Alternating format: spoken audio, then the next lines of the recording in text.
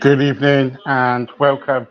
Sorry, I tell you what, I was miles away watching Coronation Street there, and all of a sudden I thought 20 minutes past 8 o'clock because I came on because I wanted to explain a couple of things. Um, so what I'm going to do, I'm going to ask my wife to. Thank you very much. So um, tonight's tonight we have got um, Duncan on, and he's a counsellor from you know, Active Therapies Counselling. A great person, really good at what he does. And I just want to point out to everybody that counselling um, at the moment is most important because we're going through quite a bad time at the moment because we even though that we're coming out of the COVID situation, there's some people out there who need counselling. So if there are people who watches this week by week and day by day, may I ask, who needs help, please don't hesitate to contact us at all because we'll be able to put you in the right direction. Um, so there you go. I come on here early because that's what I wanted to explain to you. We've got Duncan tonight, and he'll be here shortly around about 8:30. And then after that, we've got the wonderful David. He's going to be here and he's going to do a bit of Elvis and we're going to have a chat with him too. So please stick with that. Um, we'll be talking about counselling tonight and about schools. Um, so if you've got any questions or anything, please, leave some questions. I'm sure we can answer them. You know, and a few questions what I want to ask you is this tonight. Is one, are we sending our children back to school quick? Are they ready to go back to school? Some school children in the UK are actually back at school right now. All right, is that the right decision? That's what I'm asking you. The second decision is that should we wait until the summer and send our children back then? Or thirdly, are they going to catch up with their education? Are you concerned about their education, exams, and everything because they're falling back on their exams? So, if you've got anything to say, please leave a message and we will get back to you on that one. What we don't do on here is that we won't have any bad language or anything else like that. You'll be removed. So I've got to tell you about that. We had some trouble the other day on here. So you will be removed and you will be booted out and you won't be back on a year again. So I'm telling you now about that. And what else can I say to you? Um, Saturdays and Sundays now, we are not having any shows until sorry. Yes, some weekends we are, aren't we? But not every weekend. No. Sorry, Michelle just told me that there are some weekends that we are, but this weekend we haven't got anything, have we? So this weekend we haven't got anything, but we will be back with Monday with Susan Lee and quite a few others and everything, and so that's okay for that. What else can I say? If you're watching the show and you want to come on it, all you got to do is just kind of like email me or contact me, and I will tell Michelle to get in touch, because Michelle kind of helps me out with all the bookings and stuff like that. Sometimes I don't know how she manages it, but she does a good job. So I don't deal with that. I'll let her deal with that. So just waiting for my guest to come on. We're about 5 minutes early, so I came on here around about 10 minutes early today. So, um, but there you go.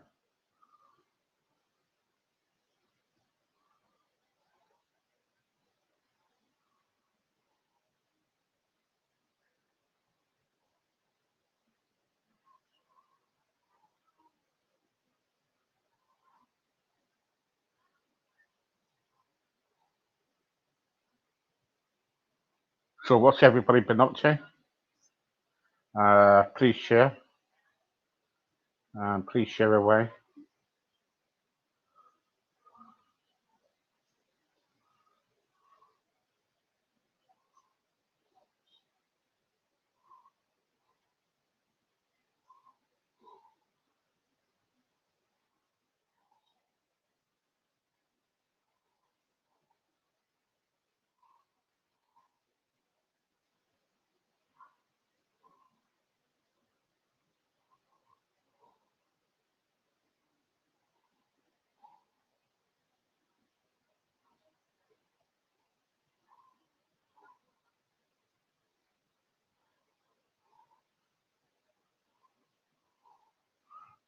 So what's everybody been up to today?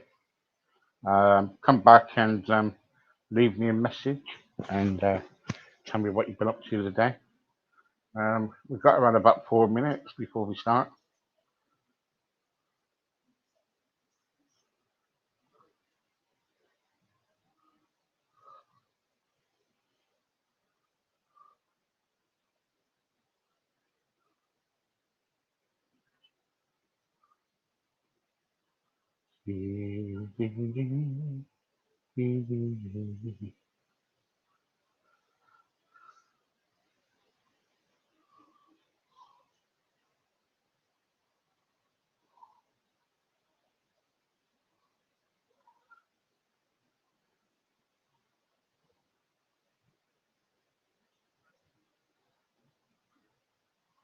So what's everybody been up to? What you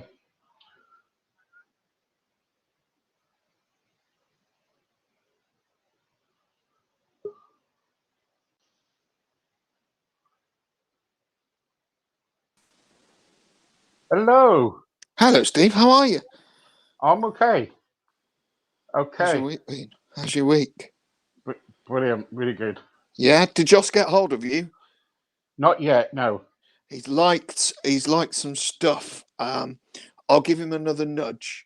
Okay. I know he's had a bit of a busy one, but I'll give him another nudge. What's been happening in your world this week?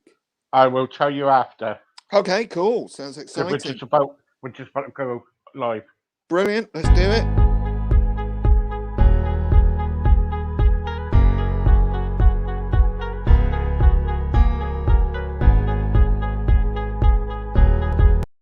Right.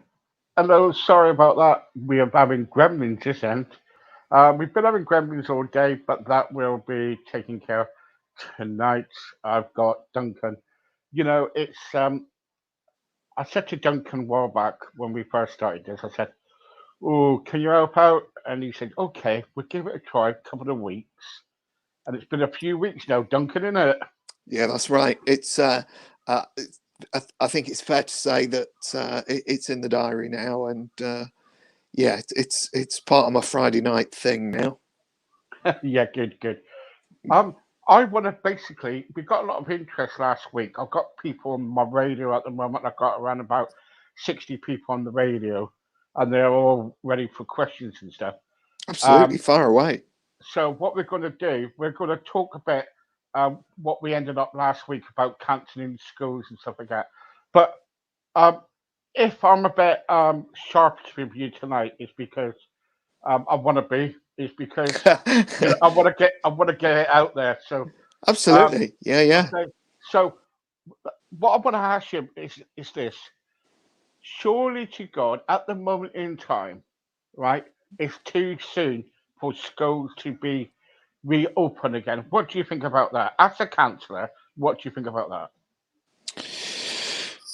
Well, ethically, I think you're probably right. I think we are opening up the country to go in. We're asking our children to go into an environment where there's probably 1,000, 1,500 children, and out of that, let's work on the basis that everybody's got at least one parent. That's quite a few people who probably are a few steps away from either knowing somebody or have had some symptoms and maybe are not aware. And that bothers me as a parent, Steve. We spoke about this last week, and would I want my child in an environment with 1,500 other people? The answer is no. However,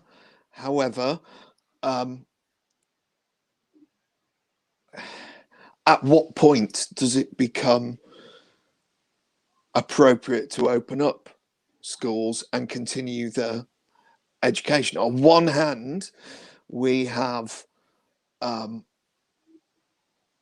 ethical dilemma, but on the other hand, we've got our children to educate, and they're saying this lack of education will last or will have an impact for the next 50 years. So I can kind of see why the government have gone, okay, let's consider it. My gut reaction was, I think probably the right time would be Easter, and that then gives, it would have been 4 months, and it gives the government the opportunity to get everybody in a school vaccinated. And for me, that's the priority. I think that's the priority. Before we put kids into school and, we start all of the amazing things and all of the education, isn't it about health and safety? Now, I again, I'm not an expert on infectious diseases or anything like that, and I'm sure a lot of consideration has been put into this. However, for me, even as somebody who will be working in school, and I know that the schools I'm working in are working furiously to make sure that it's going to be okay, that doesn't mean that I'm not comfortable. No, listen, we've got somebody called Tony on my radio, and this is what he has to say. I, Stephen Duncan, thank you very much. Good program. What listens to you every week so far. My major concern is that the children should go back to school right now, because they're missing on education. I agree, totally agree. Okay, and I feel sorry for the older children because it's exams and everything in secondary school and high school level. But what I am really concerned about is the coronavirus spreading and starting to go back into the schools again. This is what I'm concerned. Are the schools doing enough, Duncan, or are they? Or is it just a big rush? Okay, that's Tony. That's a very fair, considered point, and I can only talk about the schools that I'm involved with. And to be clear, I work with academy schools, so they're schools that are opted out, as it were, of the local authority. And this week has been furious. And one thing that has happened this week with all of the children I've been involved with has been mass testing. And that provides a number of anxieties. You've got the kids that obviously are enthusiastic to go back. And let me tell you, I would say it's a straight 50-50 split at the moment between kids who are saying, yes, I want to get back, I need it, I feel my education is suffering now, to the ones who are saying, no, I don't want to do this. I don't want to put myself back in that environment. Now, arguably, those decisions might not be based on their own decisions themselves. They might not have made that at a young age. Those decisions might have been made on a little bit of, I wouldn't say pressure from the parents, but, from 11 or 12, I feel sure you're old enough to make an informed choice yourself. So there's a 50-50 split. But this week, with the schools that I'm working in, testing has been paramount. And that's each year group going in and having the swab tests, which is the test into the mouth, the tonsils, the nostrils. So that's the first part of the testing. And my understanding is that that's going to happen 2 to 3 times a week for the foreseeable future. Now, that has to be a good thing. And if that helps, to put people's minds at rest by then giving people the peace of mind that they have got a negative test, or if they have got a positive test, then the school can then take the judgment of making sure that they're excluded for the time being. And I'm saying excluded because of the coronavirus, not because of, educationally. I think only time will tell as to, and I don't know what the current results are, what the results have been this week, but time will tell. This time next week, we'll have a good idea as to, was it 20% of the children have tested positive? Was it 0%? Was it 70%? And then, if it's 70% of kids are testing positive, then, do you then have to say, okay, well, we can't continue to leave schools open? The conversations that I've had with parents this week have been, well, I think, and this is their words, not mine, I think in 4 weeks' time, we're going to be back in a position where we're going to be back in a lockdown. So then that makes you feel, well, the last 8 weeks or 10 weeks, has been, yeah, exactly. And that's frustrating. And that's only going to frustrate the kids for what could have been an extra 4 weeks. We will be next week 3.5 weeks away from the Easter term. And then there's 2 weeks off. So that would have given us another clear month's grace to get back into things. Certainly, I've been very impressed with the efforts that the schools that I'm involved with have put in place in terms of health and safety. It remains to be seen what the outcomes are from the tests and how it's dealt with. And, kids that haven't been, or there hasn't been a situation where there's been 1,500 kids in one school environment since the second week of December. So we'll only know then. Okay. It might be the most amazing positive gamble that the government have played with in terms of coronavirus and sending the kids back to school. However, all these people who are starting to book holidays, and I say to people, don't plan more than a week ahead at the moment, because we just don't know what's going to happen. It could mean that people are very disappointed that, because there's lots of caveats involved in these lifting of restrictions, don't forget. And that's a lot of it is based on how it goes with the schools going back. If it doesn't go well in whatever region, then are we back to square one? Who knows? Well, Have to wait and see. let's speak to Luke, because Luke, hi Luke, because Luke is saying this. He said, "Hi Steve, I'm a teacher at a local school in Liverpool, and we are now back to full level in school at this moment in time. Unfortunately, I don't want to come back to work because I'm really concerned about my own children who go to the school and other children, because there were 30% out of the children are coronavirus." Wow, there we go. In So the there's an idea already. Yeah. We are really, really overworked here, and we're doing our best to keep everybody in school. But my son, who is 15, attends this school, and he is concerned about his exams. Can you ask Duncan what can I do, and where do I go about this? Do I need to homeschool him for his exams at school, or shall I tell him to carry on?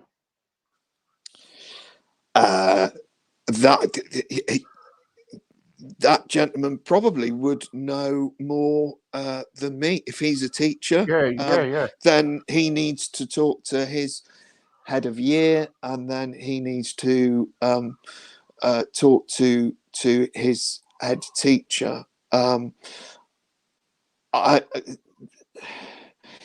It sounds to me that that school hasn't got a great deal of information in place yet. Mm. Um, Mm. yeah, there is a legal requirement to send your kids to school, and Yeah. you know, as a teacher, I'm sure he would appreciate that. Yeah. However, just because you're a teacher doesn't mean, you know, let's take a hearts and mind thing. Just because you're a teacher doesn't mean that you can't disagree with what is taking place right now. So, Yeah. you Yeah. know, it's perfectly acceptable to go, I disagree with this and I don't want to do it, you know, because ethically it's uncomfortable. But that's a conversation that he needs to have with his school. Mm. In terms of exams, my understanding is that the exams are not taking place, so the GCSEs are not taking place. And it is my understanding that it's going to be teacher assessment based on progress to date and Oh, come on. That is what totally the teacher yeah, assessment. Teacher yeah, assessment. absolutely, yeah. No way. No, So, that can't actually work, can it? well, who are best placed, who are best served to put a mark on these children at the moment? External assessment is not going to happen. So the teachers are the next best people to go, okay, in the last 18 months, and actually it's not the last 18 months, it's the last 5 years potentially, the progress has been from A to B.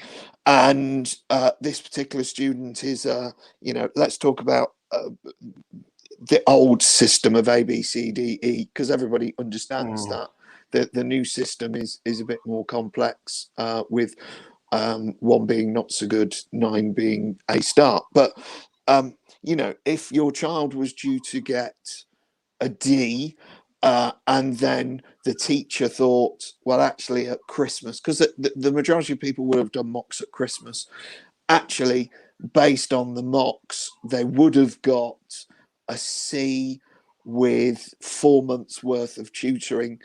Then, you know, they're probably the best placed people to go, okay, then we'll mark accordingly. And this is what happened last year, and to my knowledge, and again, certainly I can only talk about the schools that I work in. Yeah. The marks were quite positive and quite favourable. And there's the other ethical issue, isn't there? Because schools are not going to mark children down, because the result of that is their own mark, that, you know, their own position within the league tables is going to be lesser. So they're Mm. going to look favorably on the effort that the children have put in, Mm. um, and then take it from there. You would imagine that children are pleased that they're not doing their exams. I am dealing with quite a few year 12, so that's first year of sixth form, Mm. at the moment, who are actually saying, do you know what? I feel a bit cheated that I didn't get the opportunity to do the exams. I Mm. didn't get the opportunity to Well, actually prove my worth. and they should, shouldn't they, really? It's one of those life skills that we all go through, isn't it? And we all remember what it was like to revise, and we all remember what it was like to sit in that exam. And yeah, it's so much emphasis right from the transition from year 6 to year 7 gets put on that moment of what will happen when you open your GCSE paper in 5 years' time. To have that taken away when you've been so focused on it, and children are focused on it, let me tell you, because the pressure that the teachers put on them, rightly or wrongly, and it feels like something's been taken away from them. So it's an odd sensation that I'm working with people who are going, actually, I feel cheated, and I really wish I had done those exams. And yeah, I got a grade, and yes, I'm in sixth form. But how do I know that that was a true reflection of what my abilities really are? Well, you say ability, okay? Now, the trouble is, at school, you got some people who are slow, and you got some people who are really doing really well, and and sometimes they put into separate groups. Now, how do they know that a child, say from this group, right, um, who is at what can I say, slow at learning, say, right? I don't know can I put it in other ways, but slow Well, at learning. perhaps Who has, underachieving. yeah, Yeah, okay, underachieving, who's actually improved, right? He's on the same level as everybody else.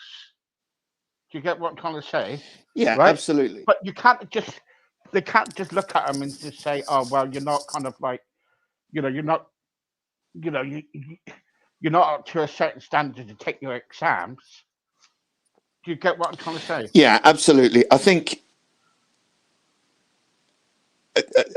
a teacher would say, you have to trust my judgment on the fact that I've taught them for 5 years, and I've seen them develop. I've seen their graph, as it were, their ascent to where they are to their peak. And teachers will know by now what a child's potential is going to be. And um, the reality is we've lost 6 months, I would say. We've lost 2 months now. Probably we lost a month in the last term through people going home and self-isolating, and then we lost the time that we had last year. But there were still lessons taking place, and there were still assessments taking place, and Yeah, actually the mock exams still took place. So that gave people a uh, a benchmark to yeah, to yeah, to work to work to. As I say, I'm probably not the most comprehensive person to talk about how the exams yeah. work. I know. I deal with the consequence of it, I Yeah, yeah. guess. But all what? Yeah, but what I was trying to say. Sorry, Gary has just sent a message in. I don't know if you can see it down Yeah, here. yeah, absolutely, and that's a fair What do you think comment. about that? Yeah, I think for those people who didn't see it, Gary says some people uh, do better in exams than other children. And yeah, you're absolutely right. Again, we're talking an assessment period over 5 years, Mm, rather than just an assessment period over a few months. Um, I I do think that people will be looked at more favourably. Potential is a massive word here, um, and if you are, if you are, or if you're in year 11 and it is so important to you, these exams or marks, then you you would hope that pupil proves themselves by making sure that they're logged on to all the online lessons, to make sure that they're engaging with the teachers, um, to make sure that they do prove that they're worthy of going from one grade to another. yeah, yeah. Okay.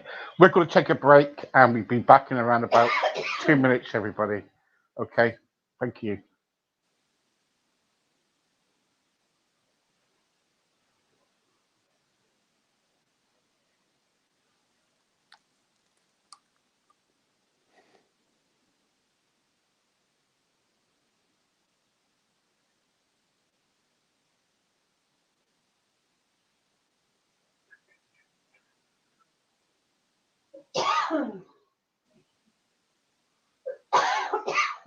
Okay, welcome back. It wasn't 2 minutes, but we shortened it a little bit because we've got a lot of people who's coming on here. We've got nearly around about 40 people on my radio station here. So don't forget, if you want to, crossroads.co.uk for the radio station. Duncan's here tonight, and Duncan's a counsellor from Active, therapy, counselling, and very good chat. And we got some counselling questions here right now for you. Brilliant, brilliant. Brilliant. Okay, let's go first. Gloria wants to know. My child is at school at the moment. She is 13 years old. The trouble is, she's finding it very difficult to cope being back at school. How can I handle it? And she's finding it very difficult because some of her friends are not back at school, because her parents won't allow it. She's all alone. She feels all alone and isolated. Okay, fair comment. First and foremost, what everybody needs to remember, whether we like the situation or not, there is a legal obligation to send your children to school when we're told to do that. So you may not like it,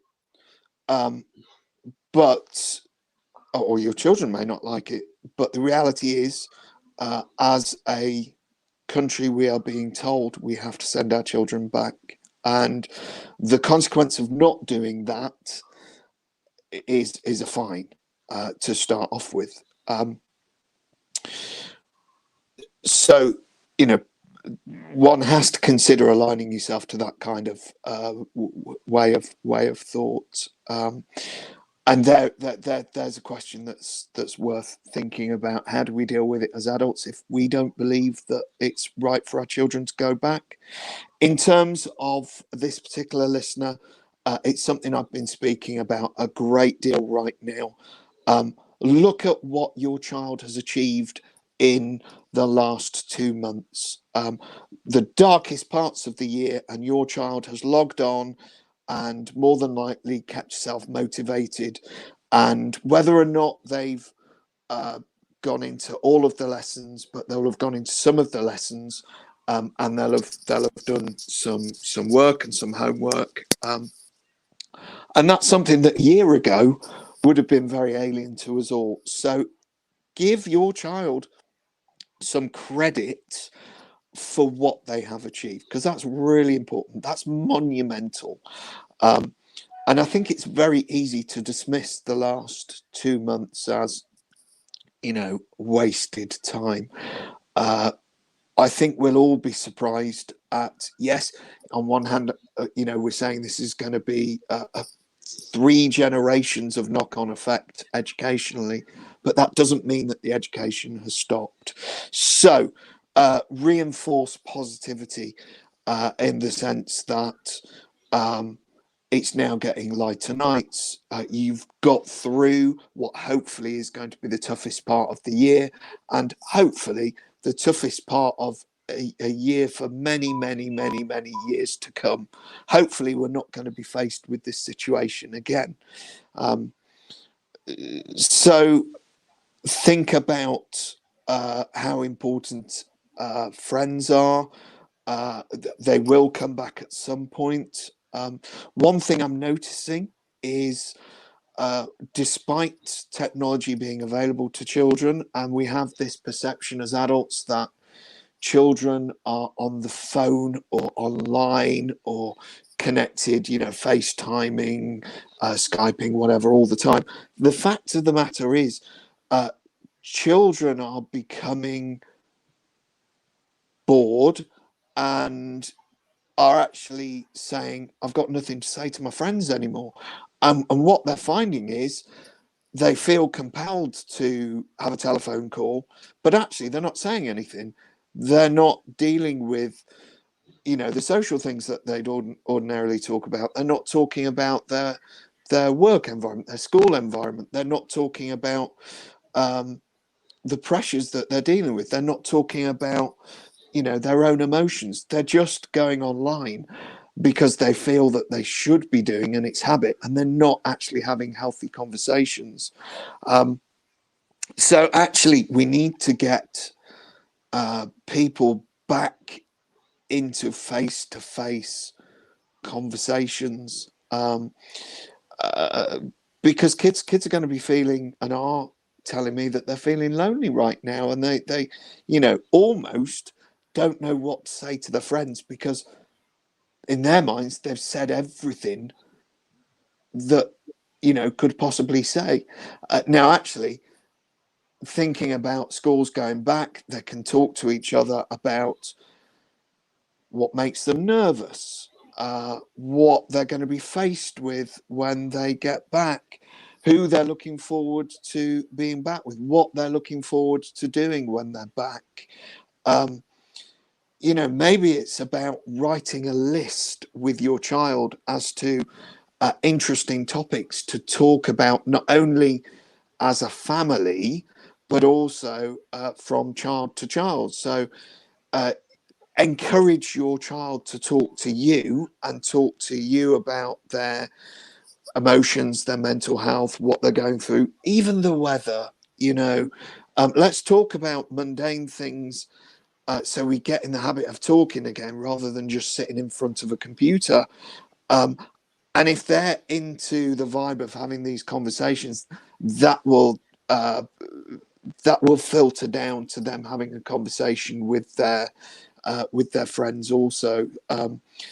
It's okay to be nervous, but accept that you're going to be nervous, and say as an adult, well, what can I do to help you? What resources can we put in place so when you get home, you don't feel the stress of school? What incentives? That's another thing I'm talking about at the moment, particularly with the young people. Give yourself an incentive. You're going to have a really busy week next week, so give yourself a little treat, whether that be going home and giving yourself an extra 15 or 20 minutes worth of Netflix or YouTube or whatever, or on the way home, get yourself your favorite chocolate bar, or at the end of the week, say, do you know what? I'm gonna buy myself something. It might only be a chocolate bar, a piece of fruit, whatever. It doesn't matter what it is, but give yourself a treat, so that on Friday you can reward yourself, or you can reward your child for what's going to be a difficult week ahead. And then if we work on this incentive, then that will encourage people to go, okay, I did really well this week. I'm enjoying the insert whatever the incentive is, and I'm going to do that next week. And then bear in mind that in 3.5 weeks' time, it's going to be Easter. Give yourself something big. Set yourself a target, whether that be some extra pocket money or something nice, something to do as a family, baking a cake, whatever. It doesn't matter. But have that incentive to work to, so you're keeping that in the forefront of your mind, so that when you're going through those difficult times, you can go, I can see the not the end point, but I can see that golden nugget that's going to keep me going throughout the next few weeks. Yeah, thank you, thank you. What else we got? No, Amanda wants to know. When you're doing counselling at schools, do they actually come to you, or do you actually have a roster to see each child? That's a good question, isn't it? That's a good question, and I can certainly talk about what has happened. What used to happen pre-COVID is that I would have a caseload, and the children would be given a ticket from the pastoral leaders, and they would excuse themselves from the class and come to my office, and we would have a lesson's worth of time working through whatever they wanted to work through. Counseling's all about whatever they want to work through. I might have a long-term aim for that person, and that might be to encourage them to be more confident. It might be that I can see that there's an underlying issue. It might be that we need to look at behavior. I might have a little benchmark where I think I need to, or the school say we need to get that person to that level. But I would never tell them that, because that's pressure. I would work with them and maybe put some ideas, put some seeds in mind to talk about. So that was pre-COVID. Then in September, when we went back, the schools have been split into bubbles, and that impacted on my time with the children quite a bit. So what happens now is the children get tickets at the start of the day, an invitation essentially to excuse themselves from the class. I then go and pick them up from each class. And what happens is I will work with 6 children throughout the day, and that will fit in throughout their school class timetable. So, for instance, if the first class is at 8:30, for example, I'll be there at their first class at 8:30 to pick them up and excuse them, and then I'll take them back to my office. Now, that comes with positives and negatives. Positives in the sense that um, they're being escorted at all times, so the teachers know that they're with somebody, and there's a route that we have to take through the schools. Yeah. The downside of that is that it probably takes 10 minutes to get from one side of the school to my office, dependent on where the child is. And then I have to potentially take them back. So out of a 45-minute or 50-minute class, my time is sometimes reduced to 30 or 35 minutes, which impacts on the therapeutic time that we have with one-to-one, particularly in the early stages of a relationship where they don't know who I am and I'm building the trust with them. 30 minutes is not a lot of time at all, and I have my work cut out there. Can I ask you one question? We got somebody here. He's called Samuel, and Samuel's 15, and he says, "If I came to you with, if I came to you with a problem, would you tell my parents?"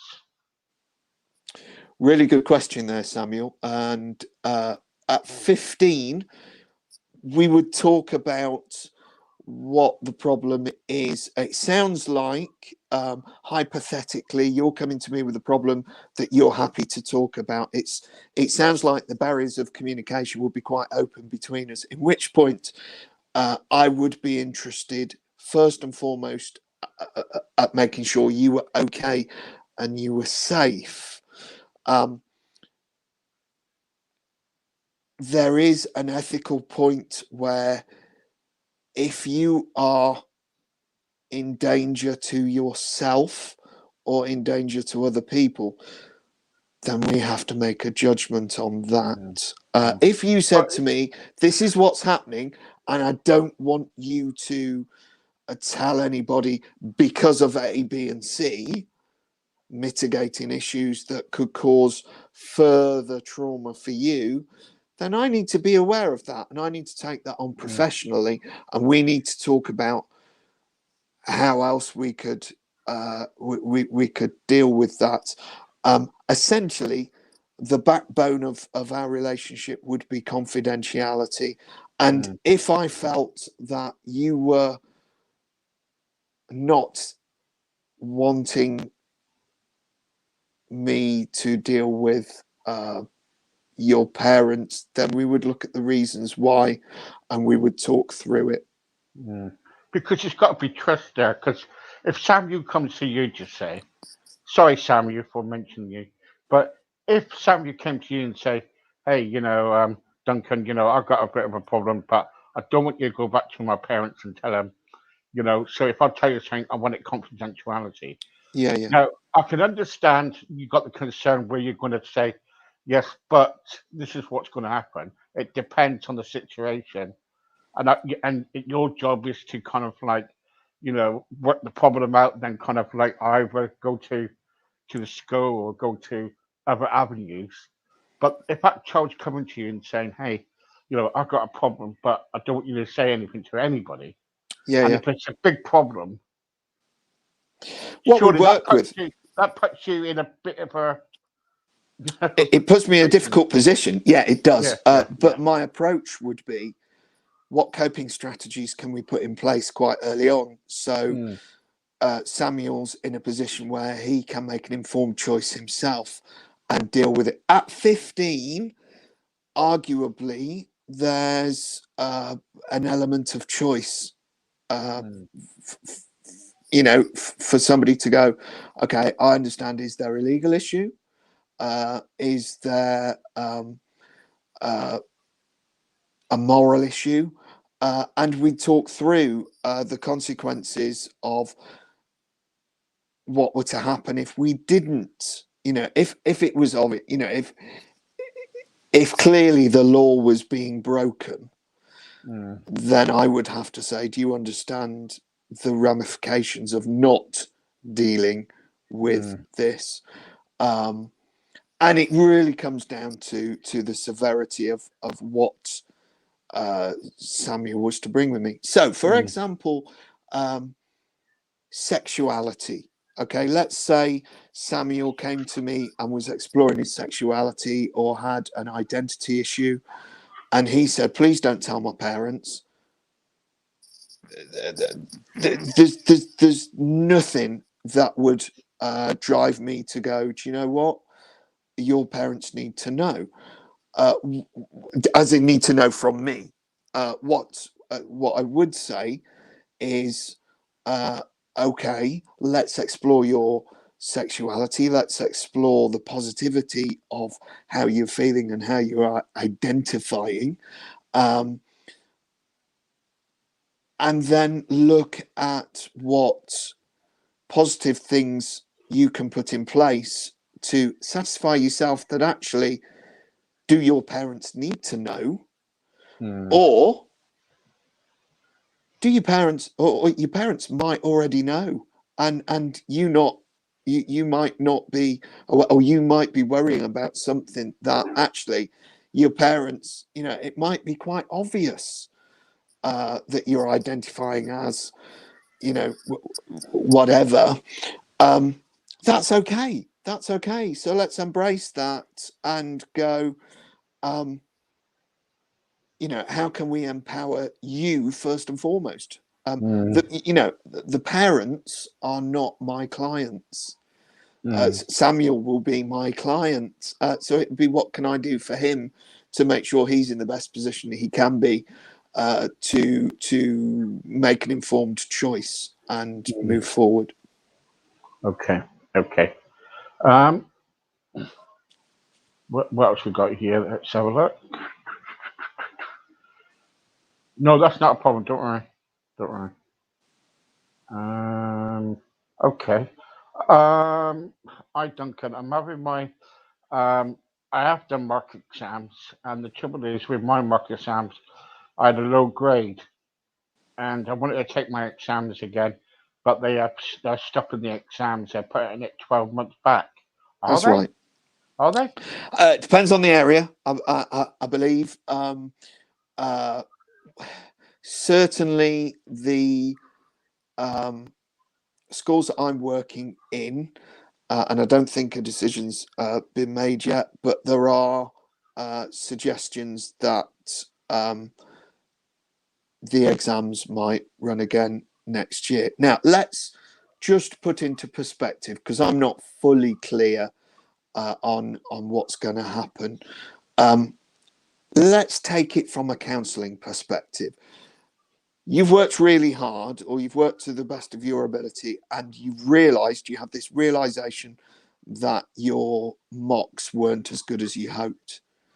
How can we turn this negative into a positive? Okay, because there's an obvious golden lining here that maybe you're not aware of, and I would say, let's put this year down to experience. Take the opportunity to go into sixth form and resit the year, and Yeah, it's only a year. yeah, Um, yeah.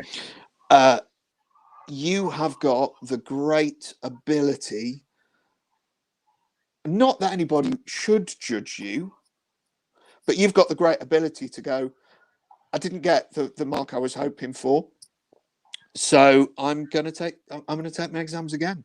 Take that opportunity. What a great opportunity. Yeah, because a lot of That is. people, yeah, a lot of young people will kind of die for that, wouldn't they? Really? Sorry, not die for it, but Yeah, they will. Yeah, I think so. yeah. It's certainly, I was quite embarrassed about the GCSE grades that I got at the time. So I went into a different. I went into a college environment, into a BTEC, rather than resitting my exams. Because actually, what I should have done was take the year again, but shame got the better of me, actually. And looking back, it's only a year, but I wanted to get into the big wide world. Mm, You know, we've lost a significant amount of the year so far, and you've done the best that you can. So put that down to experience, and then throw yourself feet first into doing it again in September, and see where you get. Actually, if you know that's what you're gonna do, throw yourself into your coursework now, because it's going to make it easier for next year. mm. It's a great opportunity. Yeah. Don't feel shame or embarrassment based Even though they on got to your still marks. sit the same syllabus, though, don't they? Yeah, I mean uh, it will be slightly different when you go into sixth form and you do your resits, because it's I believe a condensed syllabus, um, but you get an opportunity to do it again. So fantastic. A year in the grand scheme of things is not a long period of time, and it sounds uh, quite patronizing when adults say that. And but as you get older, the time flies by, doesn't it? Mm, And a year will feel quite a long time when you're 15 and 16, but take that opportunity, and if you get offered the chance to resit the year again, I don't do advice, but I would say consider the value of what you would get. You're going to be a year more mature. You're going to have the increased learning capacity. That's got to be a good thing. mm. Of course. Thank you. Lacey wants to know. Oh, hello. Lacey wants to know. Hi, Steve. Um, Thank you for the opportunity. Um, could you tell me what I can do about sitting my exams? Because at the moment in time, the schools are not doing it. Can I get my exams at college? Because I don't want to stay at school because I've been promised a job, but that the job is on hold at the moment. Can you tell me what kind of job it is and come back to me? Because I think at the moment there's a lot of young people what I've been talking to the other day, and they want to go in the services and stuff. Okay, and I know they put that on hold at the moment as well because Have the they? yeah, because of the exams, isn't it? Right, right. Because people kind of like, it depends There's what. no reason. There's no reason why you can't take your GCSEs again in a college environment, a further education college environment. There are some people who feel that they need the change. That's how I felt. I needed the change, and being in a school environment was not conducive to me Are you saying moving you were forward. robbed? You were robbed. I wasn't hugely academic at the time, Mm. and I used to say, school failed me, I didn't fail school. As I learned more about myself, I learned to take ownership of my actions. And I would say at the time, I just wasn't ready. Um, I there's a discussion I have with young people, My birthday is in June, so I was very late on in the year. Yet we're put with people who are, have birthdays in September. And this is a conversation that I have about intellect, and a conversation I have about body shame as well, because 9 months is from a growth perspective is a big difference, particularly when you're 14, 15, 16. 9 months difference from one person to the next is the difference between being an A grade student and a C grade student. So we're not, whilst we're all placed in the year, some people have got 9 months ahead. Is this making sense? Some people Yeah. are much further advanced than others. And when people talk to me about their bodies and, oh, somebody else's body is more advanced than mine, or I have a different body shape, I say to them, well, when's your birthday? Oh, it's in July. Right. And when is the birthday of the person that you're comparing yourself to? September. Well, they're nearly a year older than you. So actually, it's not apples for apples. We're not comparing like for like. We are putting people in a basket that is mixed. I could have done with that extra year. Is what I'm saying. But the school environment wasn't conducive to the type of learning that I needed at the time. So don't be afraid to take your GCSEs, whatever they are, whatever the mark is. Don't be afraid to explore and look at what's best for you. There's nothing that says you have to stay on at sixth form. It may be that an apprenticeship is what you need. It might be that actually you're not that academic, but vocationally you're very good with your hands, and you think, well, actually, I want to get into plumbing or engineering or into the services. That's a really good conversation to have. But don't feel that you have to stay at school. From as a counsellor to young people, and it's not exclusive to school, because I do have private clients out of schools, young people who come and see me. Look at what's best for you. Look at what you are good at. 5 GCSEs, it doesn't matter what those 5 are, in my opinion. If you don't want to be, an engineer, then don't force yourself to get maths, English, geography, craft design and technology. Work on the arts, work on the music, the drama, the home economics, and work on GCSEs that are going to be good for you. What I say to everybody, whether adult or young person, is focus on the areas that you're good at. There's no point busting yourself on trying to improve on something that is going to take you a long time, when actually you've got the opportunity for a quick win that's more enjoyable and will get you another GCSE quickly. For me, it's go for the quick win and do the one that you're more enjoyable with, because actually, 5 GCSEs, when we're looking at the services, which I think is a requirement these days, get 5 GCSEs that you're good at, rather than stressing over the ones that you're not so good at. Yeah, and that's a good time to leave it, actually. Okay. Thank you very much, Duncan. That's brilliant. Really good tonight. My Really pleasure. good. Very good. So don't forget, guys. Any questions for next week? Please kind of just leave it on Facebook and also on the website. Thank you for. If I haven't asked you all your questions, I'm really sorry. We've got around about 60 people on here at the moment. So what I'm going to do, don't tell Duncan, but what I'm going to do, I'm going to send them all to him, and he can sort them all out.